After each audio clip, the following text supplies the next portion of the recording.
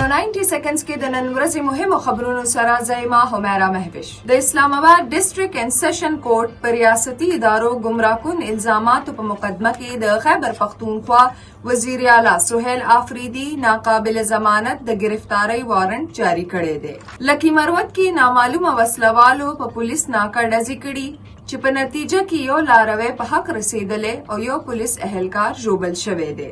د بلدیاتي تعلیمي ادارو زنانه استادانې د تنخواګانو عدم فراهمۍ له وجې په احتجاج مجبوره دي. پېښور کې میونسپل انټر ګرلز کالج زنانه استادانو تنخواګانو عدم فراهمۍ له وجې احتجاج کړي او حکومت نه غوښتنه کړې چې زر تر زر د دې تنخواګانې دې بحال کړي شي. بلخوا د ابټاباد کې پولیس کانسټیبل لپاره ایټا ټیسټ پاس کوونکو امیدوارانو भर्ती की ताखीर पर ज़द एहतजाजी मुजाहिरा करे.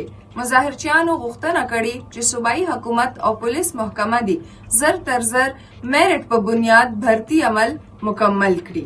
FIA कार्रवाई दौरान पाकिस्तान न बाहर तख्तीदुन की यो अतिया मतलूब कसान द इंटरपोल पर जरिया बेरता पाकिस्तान ता मुंतकिल कड़ी दी. खैबर पख्तूनख्वा के द कैंसर मुफ्त इलाज कउन के सरकारी प्रोग्राम द फंड्स अदम अदायगी लवजे द कैंसर मुफ्त दवायाने फराहमी बंद कړې شوې ده چې په نتیجه کې د کینسر مریضان د ژوند خطرې سره مخ دي.